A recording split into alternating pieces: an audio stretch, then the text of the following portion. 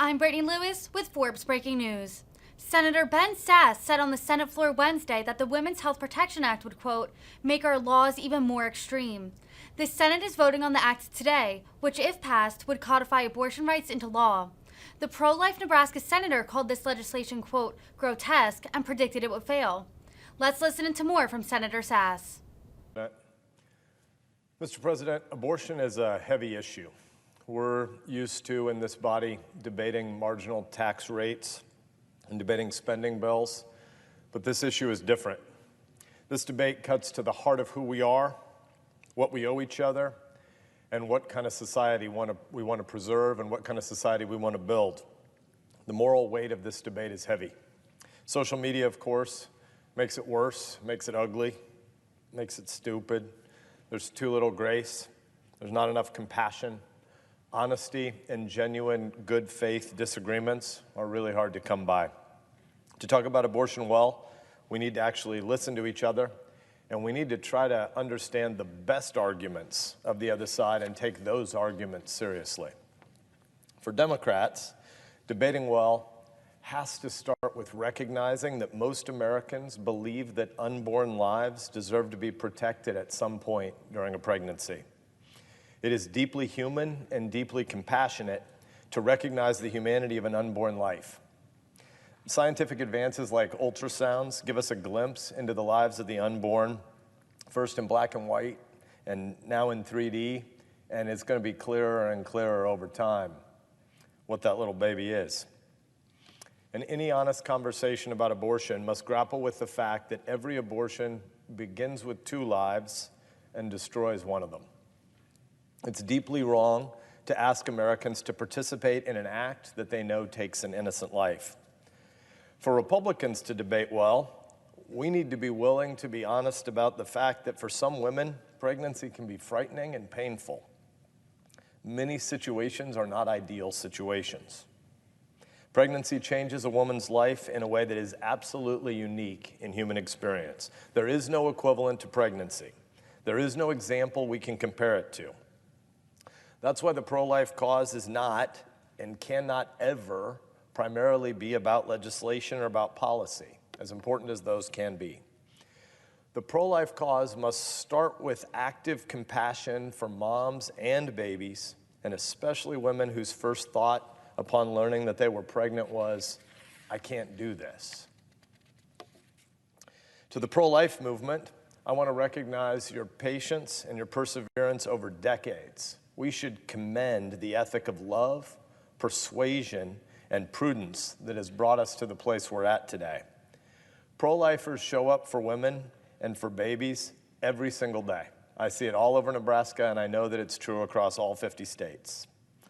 Pro-lifers, and especially pro-life women, support women through pregnancy care centers.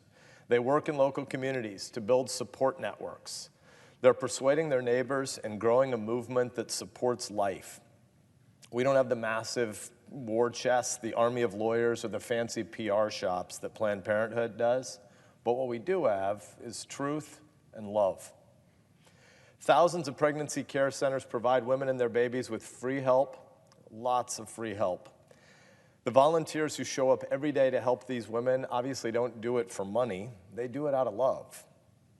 Thousands of pro-life families adopt kids every year, and their hearts overflow with love as they welcome a new child into their family.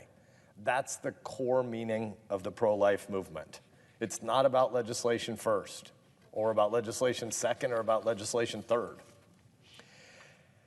Advocates for abortion on demand are doing a lot of fear-mongering. We've heard some bizarre speeches on the floor in the last couple days that are so disconnected from the reality of the text of the legislation that's before us.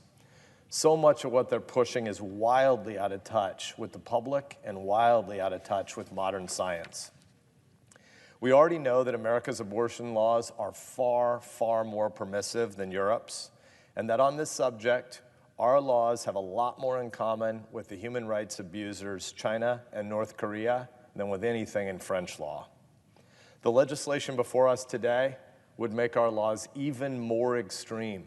Depending on how you count, we have the 4th to 7th most extreme pro-abortion laws of any of the 200 nations on earth, and the legislation before the Senate today would make the U.S. position even more extreme. There was a time when the Democratic Party talked about abortion as safe, legal, and rare. Safe, legal, and rare. Not anymore. This legislation is not from your mom's Democratic Party. In recent years, we've taken votes on my legislation, the Born Alive Abortion Survivors Protection Act. It's a pretty simple, straightforward bill that aims to protect babies who survive botched abortions. There are no restrictions on abortion access in my bill, just a simple requirement that if a baby is born alive in an abortion clinic, she must receive the same level of care she would have received had she been born in a hospital. That's it. Yet Senator Schumer and the abortion lobby have filibustered this legislation over and over. It is so weird. So here we are today. The abortion industry's lobbyists have bullied Leader Schumer and all but one courageous Democratic senator, my friend Joe Manchin, into an extreme position that doesn't reflect even the majority opinion in the Democratic Party today, let alone the majority position of Americans. This bill today is ugly, winner-takes-all politics. It is full of aggressive pro-abortion provisions. Let's consider just a few. One, it would formally create a national right to abortion up until the moment of birth in all 50 states, and it would undo even state-based partial birth abortion bans. Two, today's legislation would prohibit states from requiring parental consent to perform abortions on a child. Three, it would prohibit states from passing any laws to ban sex-selective abortions. It would ban any laws to prevent states, it would ban any laws that states would have to try to prevent sex selection abortions. It would create a right for non-doctors to perform abortions, putting women at severe risk of complications and botched procedures. And it would remove conscience protections that keep Americans from being forced to perform or fund abortions if they have moral objections. Think about that. It would force Catholic hospitals to perform abortions. That's new. That's gross. Where's the tolerance? Where's the compassion? Where's the humanity? Where's the attempt to understand that the majority of Americans want there to be prohibitions on abortions at some point in the pregnancy? Americans don't want the kind of radicalism we see in this bill before us today. In recent polling, 65% of Americans say they support banning abortion in the second trimester, and 80% of Americans support banning abortion in the third trimester. Why? Well, one of the reasons is because they've seen a lot of images of what a baby looks like in utero in the second and third trimester.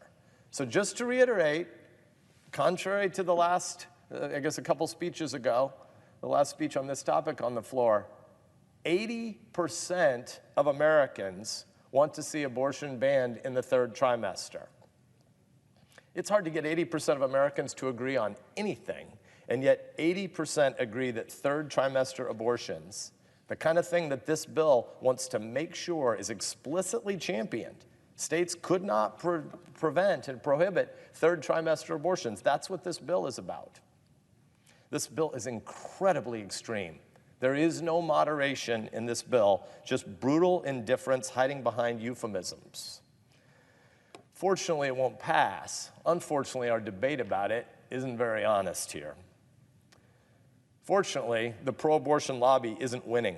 Majority Leader Schumer will earn kudos from Planned Parenthood for this show vote today, but he's not going to convince anyone.